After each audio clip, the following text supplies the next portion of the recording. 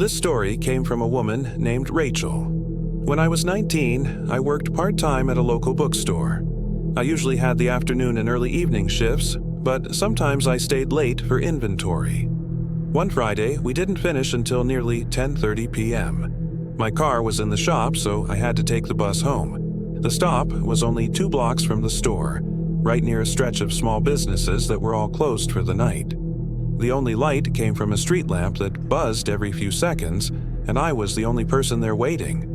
Normally, the bus was right on time, but that night it was late. 10 minutes, then 15. That's when I noticed a man leaning against the wall of a laundromat across the street, smoking. At first, I didn't pay much attention. People hung around there sometimes, but when I looked back a second time, I realized he wasn't smoking anymore. He was staring at me. His posture had changed, his head tilted slightly like he was studying me. I turned away, pretending to scroll on my phone, but when I glanced back, he had crossed the street. He didn't say anything, just stopped a few feet away and asked, "You waiting for the bus?" His tone was casual, but his eyes never left me. I muttered, "Yeah," and shifted on the bench, hoping he'd walk on. Instead, he sat down at the other end. For a few seconds, it was silent. Then he leaned forward, elbows on his knees, and said, "You know, buses this late aren't safe. You should let me give you a ride instead." My heart sank. I shook my head and told him no, but he pushed again. "Come on, it's no trouble. I've got a car right around the corner." The way he said it made my skin crawl. I avoided eye contact, praying the bus would show up. Instead, he scooted closer, lowering his voice. "You don't want to wait here alone. Bad things happen to girls like you." I stood up, trying to put distance between us, but he stood too. That's when I noticed his hand was in his pocket, gripping something. I couldn't see what, but the way his knuckles tightened made me panic. Just then, headlights appeared down the street. The bus. Relief washed over me, but the man didn't back off. He stepped closer and whispered, "If you get on, I'll see you again. Don't think this is the last time." The bus hissed to a stop, and I practically jumped inside. I told the driver someone was bothering me, but by the time he glanced outside, the man was gone. When I got home, I told my roommate everything. She made me call the police, but like always, there wasn't much they could do without a name or a clear description. I couldn't even remember details beyond his face and his stare. For weeks, I avoided that bus stop. Sometimes when I walked home from work, I swore I saw the same man across the street, half hidden in the shadows, just watching. I'll never know if he was really following me or if my mind was just replaying that night over and over. But even now, every time I pass a bus stop late at night, I feel that same fear settle into my chest. This story came from a guy named Marcus. When I was 16, I worked weekends at a fast food place. It wasn't glamorous, but it gave me some pocket money. The only problem was closing shifts. We locked up around 11:30 p.m., and since my parents couldn't always pick me up, I usually walked the mile back to our house. Most of the route was fine, but the stretch that always made me nervous was this dimly lit road behind a strip mall. It was faster than going all the way around, but it was quiet, with only a few streetlights and rows of dumpsters behind the buildings. I usually jogged that part just to get it over with. One night after a closing shift, I started down that road. I had my headphones in, hood up, and was walking fast when I noticed a van parked a little way down. It wasn't unusual. Delivery vans sometimes stayed overnight, but something about it bothered me. The engine wasn't running, but the headlights flicked on the moment I stepped into view. I pulled my hood tighter and kept walking, pretending not to notice. As I got closer, I realized the van had no company logo, just plain white with tinted windows. I glanced at the driver's side, and sure enough, there was a man sitting inside. He was watching me. I tried to play it cool, but my heart was racing. The second I passed the van, the engine roared to life, too. The sound made me flinch.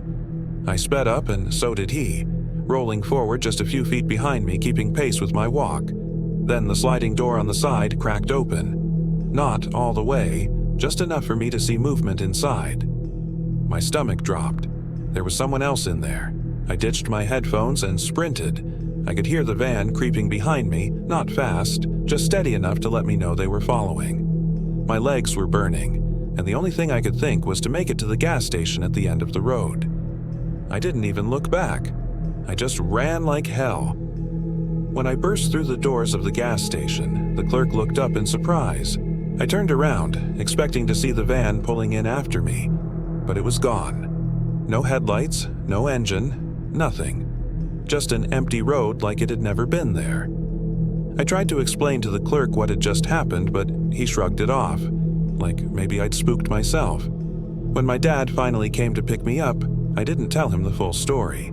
I didn't want him to take away my freedom or make me quit my job, but here's the part that makes me sure it wasn't my imagination. A few weeks later, there was a notice pinned up in the restaurant break room. Police were warning about a suspicious white van seen near schools and fast food places in the area, possibly tied to attempted abductions. To this day, whenever I see a plain white van, my chest tightens. I can help but remember the sound of that sliding door and the figure moving in the shadows inside. This story came from a woman named Emily. When I was 12, my parents had finally started letting me walk home from school by myself. We lived in what everyone considered a safe suburb, just a short 10-minute walk away, and most of the kids in my class were already doing the same thing. I always begged to be more independent, and this was my little bit of freedom. Usually, I walked home with a group of friends, but on this day, they were all staying late for an after-school club. I didn't feel like hanging around, so I left on my own. The air had that crisp bite of early fall, and the streets were quieter than usual. A lot of the houses I passed had their curtains drawn already, and it gave the neighborhood a strange, almost empty feeling. I was halfway down a long stretch of road when I noticed a car creeping up behind me. It wasn't speeding like normal traffic. It was rolling slowly, almost deliberately matching my pace. I tried to ignore it until it pulled up beside me. The passenger side window lowered, and a man leaned across from the driver's seat. He looked like he could have been anyone's neighbor, maybe mid-30s, clean-shaven, baseball cap pulled low. He smiled at me like he was trying to look friendly and said, "Hey, are you Emily?" My heart nearly stopped. He said my name. At 12, I wasn't stupid. We had all the stranger danger talks at school, and my parents drilled into me never to talk to people I didn't know. But hearing him say my actual name made my brain stutter. I managed to shake my head and keep walking, hoping he'd drive off. But instead, the car rolled forward again to keep pace. His voice stayed calm, almost casual. "Your mom sent me. She couldn't pick you up, so she asked me to come get you. Hop in, I'll take you home." I froze inside. My mom never, ever would have done something like that without telling me. Still, he said it so confidently, like it was a normal thing.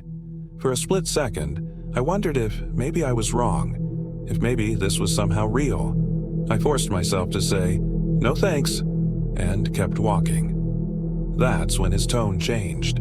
His smile faded, his jaw tightened, and his voice became sharper. "Get in the car, Emily. Don't make me call your mom right here in front of you." That's when the fear hit me full force.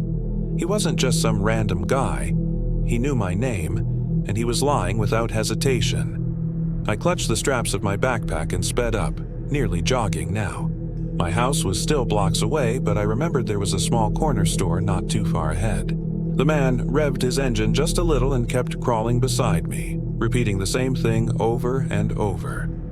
"Get in. It's not safe out here. Get in. Don't make this harder than it needs to be." His voice was low, firm, like he was trying to keep me calm while cornering me. My hands were shaking. I couldn't bring myself to scream. My throat felt locked. I just focused on the corner store, on its glowing red sign that I could barely see at the end of the street. As soon as I broke into a sprint, the man swore loudly, slammed his foot on the gas, and the car roared forward, disappearing around the corner. I didn't stop running until I threw myself through the doors of the store. The clerk, a middle-aged man stocking shelves, turned in shock as I gasped for breath. When I blurted out what had happened, He immediately brought me behind the counter and handed me the store phone. My mom answered on the first ring, and the moment she heard my voice, she panicked. She sped over in less than 5 minutes, faster than I'd ever seen her drive, and when she walked in, I burst into tears. We called the police, but there wasn't much they could do. The car was gone, and I hadn't been able to catch a license plate. For weeks afterward, I refused to walk home alone. Even when I was with friends, I caught myself looking over my shoulder at every car that passed, half expecting to see that dark green sedan again. I never did. But here's the thing that still keeps me up at night.